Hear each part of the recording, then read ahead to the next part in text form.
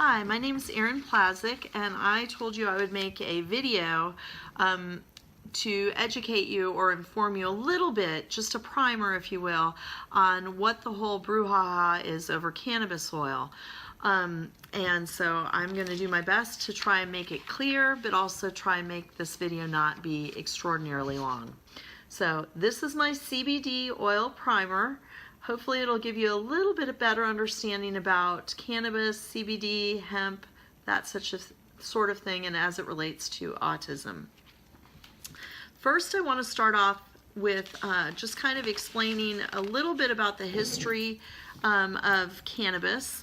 In the 1700s, or in the 17th century, I should say, cannabis was a required crop in the U.S. That meant every farmer had to farm cannabis because it was such a useful plant. It could be used to make rope. It could be used to make fabric. It has a very durable fiber. Over the years, different things have started happening, and there became more and more regulation. During the Prohibition years, people freaked out and were afraid that it was being used recreationally, and we started to see some more regulation of cannabis. However, the problem is, during this time, people said we can't completely get rid of cannabis because it's really, really useful. Even during World War II, we had hemp for victory, and basically we were using it when there was a lack of resources to make different products. So the federal government regulated it, but they had some weird loopholes about cannabis, and I'm going to discuss a little bit about those. In the meantime, the laws became more restrictive as far as recreational use because people were using cannabis for fun.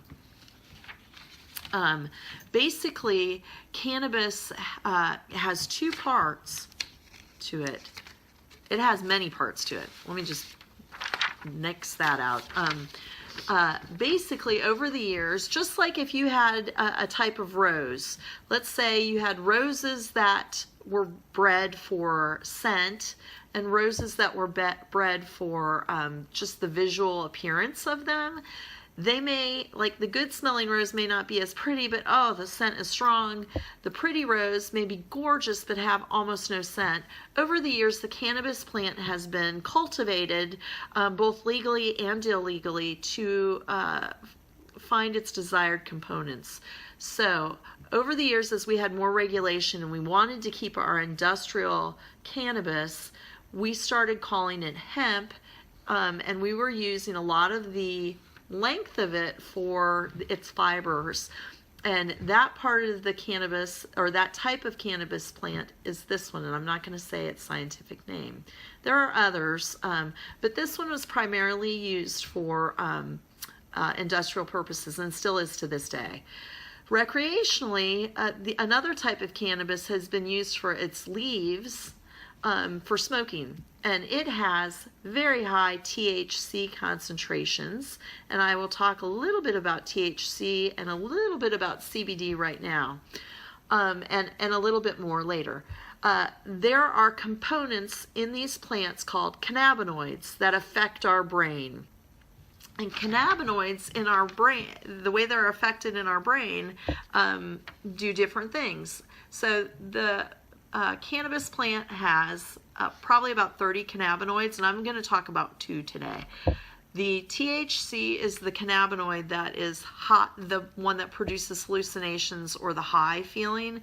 That's why people like it recreationally. That's why legally we regulate it. Both of them produce something called CBD, and that affects a slightly different part of the brain. The CBD does, and it produces more of a calming feeling or a mellow feeling. I'm going to talk about that in just a second. The problem is we don't have a lot of research for cannabis because of its drug classification. I just wanted to really touch on this quick. A long time ago, we had during the 60s and 70s and such, we started doing classifications of drugs, and marijuana, also known as the real name is cannabis, but also known as marijuana, was classified as a class 1 drug, which is the most serious concerning drug to the federal government.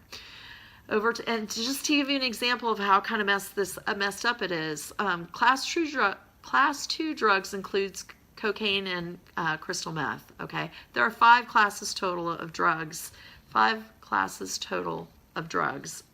classifications of drugs.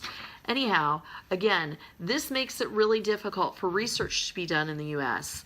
as it relates to cannabis. There's a lot of research going on with autism. We're just now starting to see autism and cannabis together. You tend to see it in other countries because of this. That hopefully will change. If you want to find out more information about cannabis as it relates to CBD, which I'm going to talk about in a minute, you can go to projectcbd.org and search autism. Okay, this website is promoting research for all types of health conditions that can be improved through the use of CBD oil. So they're a little biased, just keep that in mind. But the links to the research that they provide are not. Okay, CBD. We want to try, what we've seen in the research that has been done is that high amounts of CBD, and this is what it stands for, and I'm not going to say it because it's not cannabinoid, it's cannabidiol, I can't say it. Anyhow, high concentrations so far in the limited research that we've seen both scientifically and anecdotally can help some people on the spectrum, okay? And just to basically state it, it helps them be more mellow and relaxed, okay? As you know, people with autism have slightly different wiring in their brains. They experience the world around them a little bit differently. Some have actual genetic mutations on the cannabinoid receptors, which is the parts in the brain that cannabinoids activate or deactivate. That's just a little scientific sideline, and that's how we kind of knew to check CBD, and they found that sometimes it makes them signal or stop signaling more in line with someone that's neurotypical. But not all the time, because there's a lot of different types of autism that we don't know much about, okay? The other thing about cannabis is most of these drugs, we want them to have low THC. THC is the part of the plant that is what our federal government and our state governments are most concerned about. This, again, is the part that causes you to have maybe hallucinations or feel really high, or this is the part that people recreationally really want. But as far as medically, this isn't what's helping people. It's really the CBDs on the other little chart that I just showed you. But because we have to be careful about regulation, we have to have things that are low in THC, okay, or almost non-existent. Federal law says it has to be below 3% in either cannabis or hemp. Let me just say that CBD is in both hemp and cannabis, okay?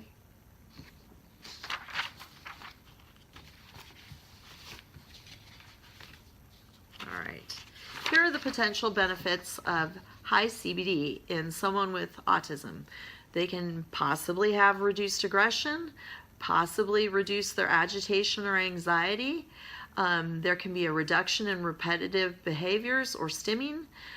You can have maybe a calmer or more mellower mood.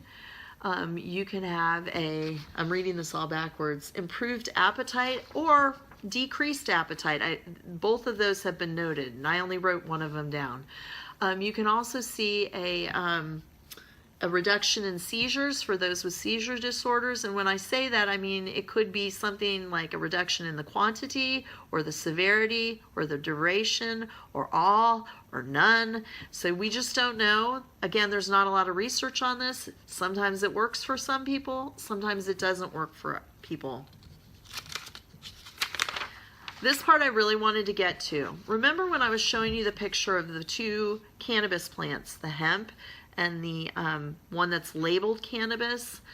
CBD oil from cannabis is regulated, and if your oil is labeled cannabis, you have to go through the state and get all the required documentation and approval in order to have that in your possession, mainly because it may or may not have 3% or more THC.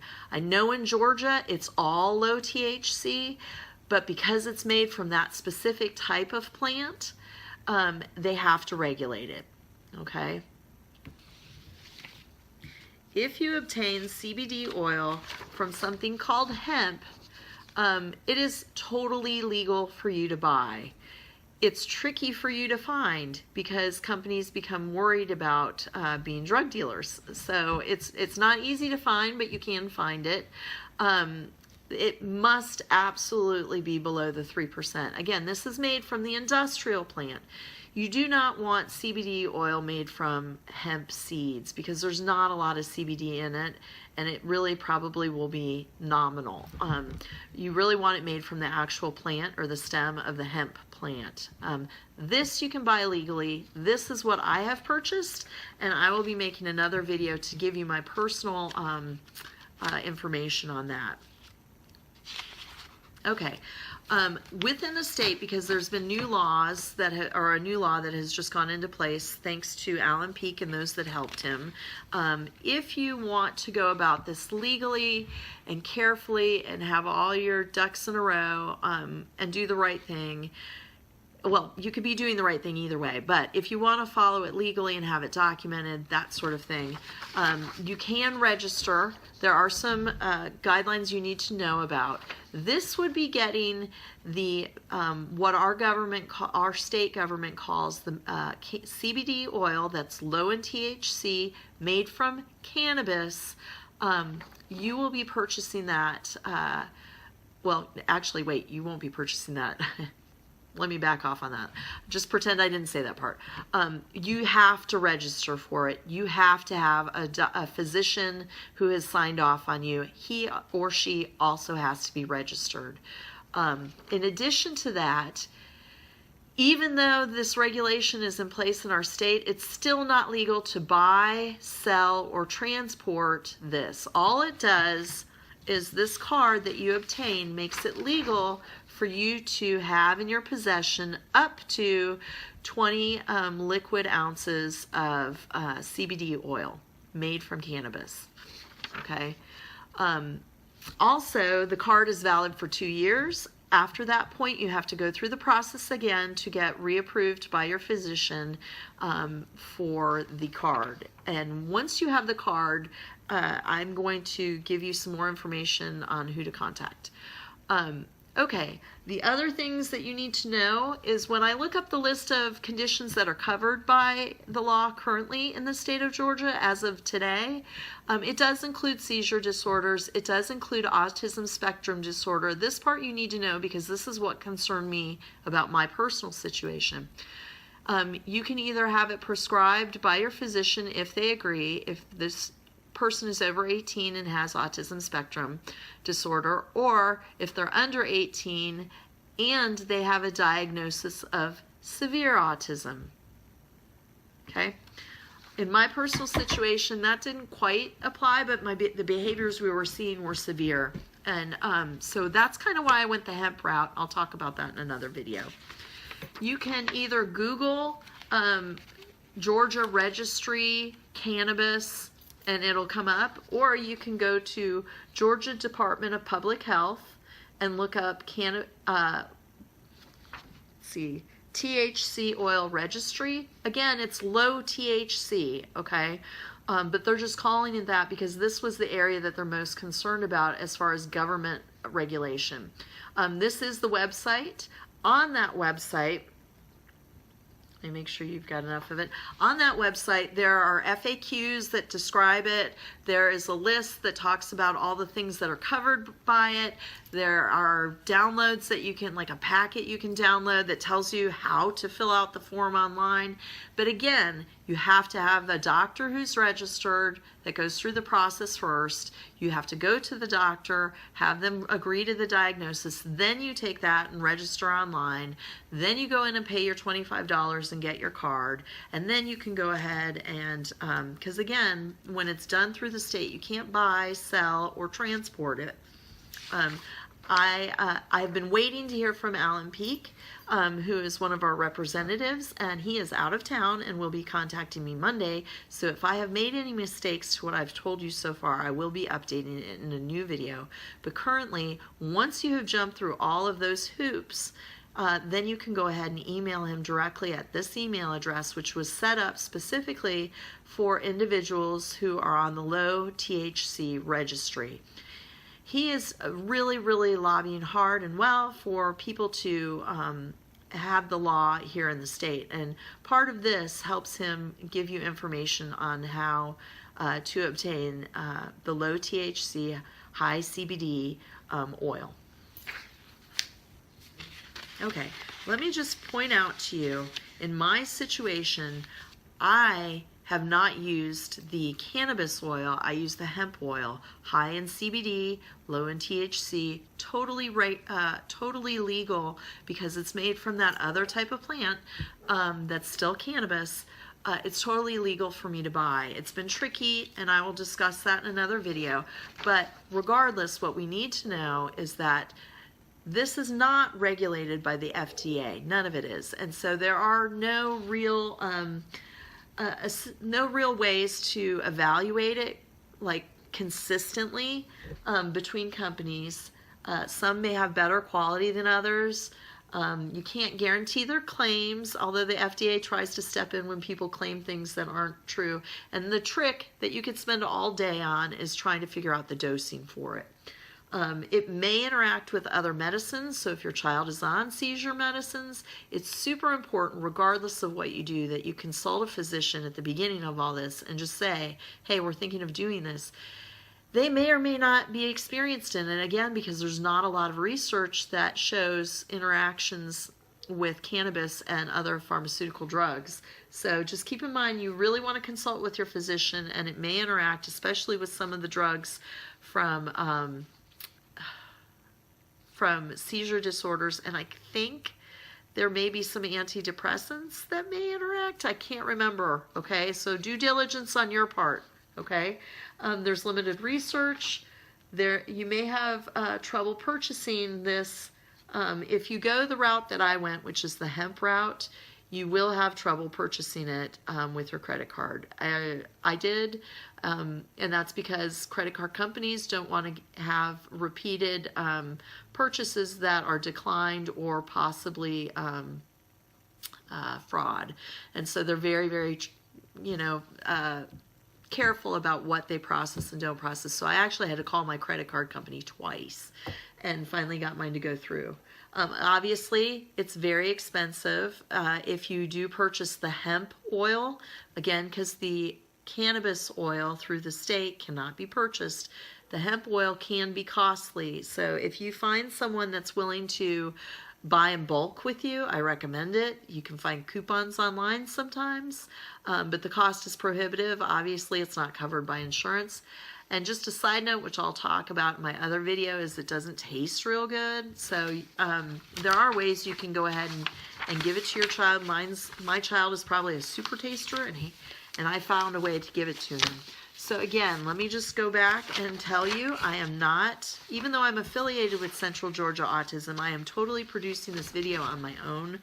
So they are not responsible for the content of the video, although I did obtain approval to provide this video. I just wanted to show this one more time. Technically, these are both cannabis plants. This cannabis plant, which everyone refers to as cannabis, is the one that the government is concerned about because it tends to have opportunities for high THC. This one is the industrial one that people refer to as hemp, which has low THC. This one is legal to buy and sell and send and that sort of thing, although the credit card companies get worried about it. This one has to be regulated. Sometimes it's high in THC, but in the state of Georgia, the plants that we get the products from have low THC. State of Georgia's rules state, along with the federal government, that it must be low THC. So hopefully that kind of sort of cleared it up a little bit for you. I will be, again, having another video that talks about my personal experience with CBD oil and my son. Thank you.